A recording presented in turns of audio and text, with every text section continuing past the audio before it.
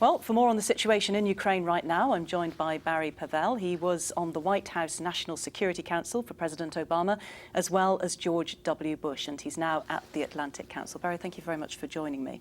Clearly, things are very tense and very confused in Ukraine right now. But do you get the sense that this crisis is entering a new level?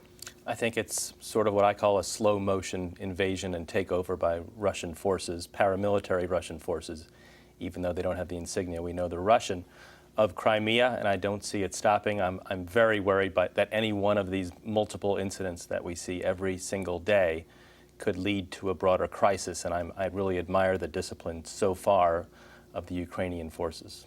Does this in any way change the response that the US and Europe should be considering?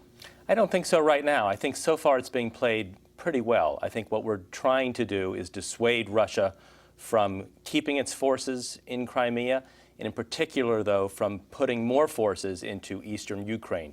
If that happened, then we're in a very different ballgame, because then that becomes a much more serious, a much more structural conflict, potentially a Ukrainian civil war, and potentially a new security era in the world. But the trouble is at the moment is that President Putin doesn't seem to be listening. He doesn't seem to be interested in de-escalation.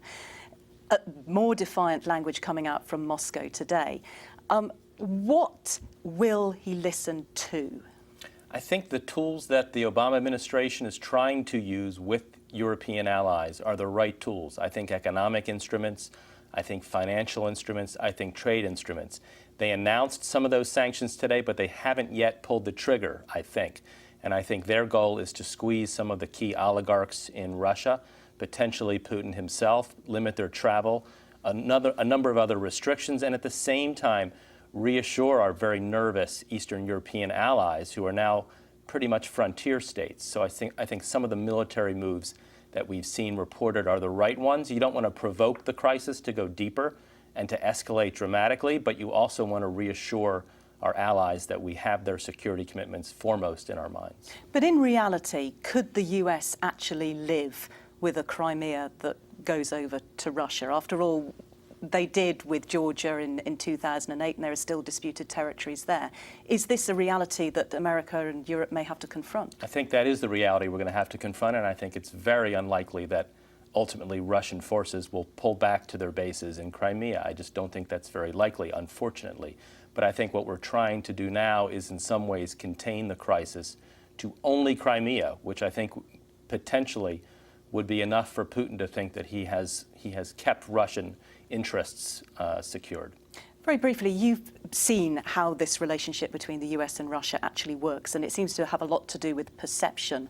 What is President Putin's perception of President Obama? Does he just not believe that he'll carry through on any of his threats? Well, I think the threats, the economic and the financial threats, I think are rather credible. I think Ukraine is not a NATO member. There was never a formal treaty to come to Ukraine's defense through the NATO mechanism.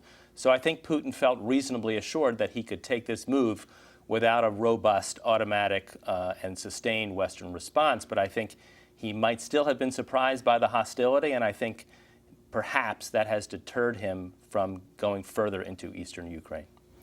Barry Pavel, thank you very much indeed for joining us. My pleasure.